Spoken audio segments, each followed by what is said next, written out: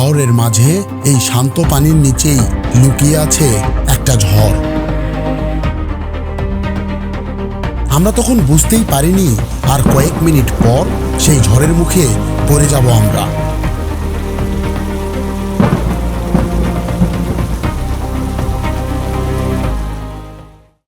ফিরতি পথে আমরা ভাবছিলাম এই যাত্রা এখানেই শেষ।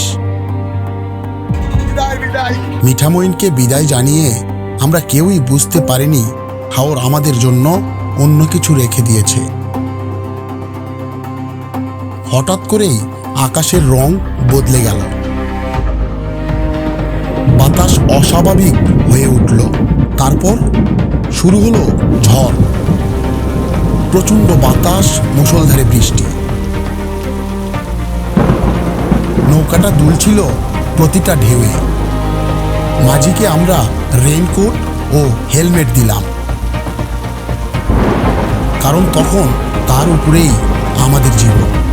একটা ভুল সিদ্ধান্ত আমাদেরকে ডুবিয়ে দিতে পারত। সবাই নিচে আশ্রয় নিয়েছে, কিন্তু আমি থেকে গেলাম আমাদের ঘোড়াগুলোর জন্য। একটু পর টুটুল এসে পাশে দাঁড়ালো। এই দৃশ্যটা আমরা কেউ কল্পনাও করিনি। ঝড় থেমে যাওয়ার পর সবকিছু আবার শান্ত হয়ে গেল, যেন কিছুই হয়নি।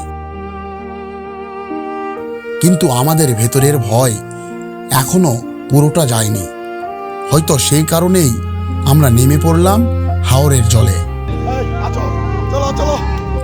পুরো দিনের ক্লান্তি এই পানিতেই গলে যায়। প্রথমে কেউই রাজি ছিল না, কিন্তু একবার নামার পর হাসিটা আর থামেনি।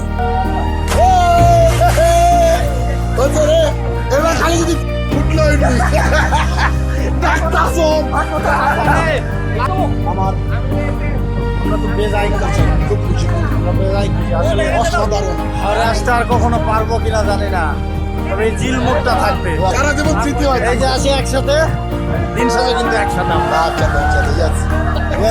ধন্যবাদ। হাওরের পানিতে গোসল করতে করতে এক কাপ চা যে কতটা তৃপ্তিদায়ক তা এরকম ভাসমান দোকান না থাকলে বুঝতেই পারতাম না।